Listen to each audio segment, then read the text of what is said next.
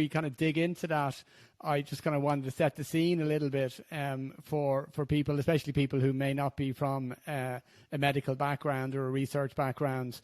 I think the study of aging is a fascinating topic, and everybody is interested in it at some level. And as you say yourself, when we're in our 20s, which we're unfortunately not anymore, it may be something that's not as important. But as you go through your 30s and 40s and beyond, it becomes very real at one level or another. And a lot of your work, Matt, focuses on health span, and it's useful to study health span because you can study it over a shorter period of time. And in particular, this is useful for discovering insights and solutions to aging.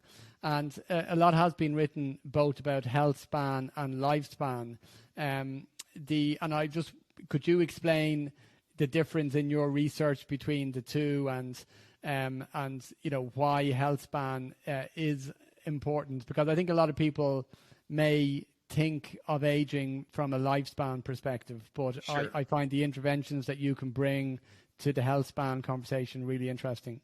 Yeah, absolutely. So just for definitional purposes, lifespan is really easy to understand. That's just the length of time from birth until death. And lifespan's a really nice tool from a research perspective because it's so easy to define. There's no ambiguity. We know when a person or an animal is born, and we know when it dies, and we can measure that very precisely. Health span is a little bit more of a concept, I would say, than a real sort of quantitative metric. And what I mean by that is health span has a few different definitions. One that I like is the period of life that's spent in good health, free from chronic disease and disability. And so if you think about that definition, it's immediately apparent why it's not necessarily quantitative, because good health will mean different things to different people, right? So I think of health span as a concept, but it's a really, really useful concept. And I would say to some extent, health span, it's one of these things where you know it when you see it or when you feel it, right? Yeah. The other thing to say about health span, though, with that definition is it's not necessarily continuous. And what I mean by that is if you think about your own sort of personal experience with health, there are periods in your life where you may not feel like you're in good health, or where you may experience a transient disability, right? But sometimes you can come back from that and you get your good health back. So again, I don't really like to try to really measure health span quantitatively, but I think from the perspective of what we're trying to accomplish in the field as a concept, it's really useful, because the goal, more than extending lifespan, the goal of geroscience research or research on the biology of aging is really to maximize health span, to maximize that period of life that people or companion animals experience that is in good health, again, free from chronic disease and disability. And again, I think everybody kind of understands intuitively why that's important. But I will also say those two things are usually coupled. In other words, when we extend lifespan by targeting the biology of aging, without exception, in my view, at least so far, we also extend health span.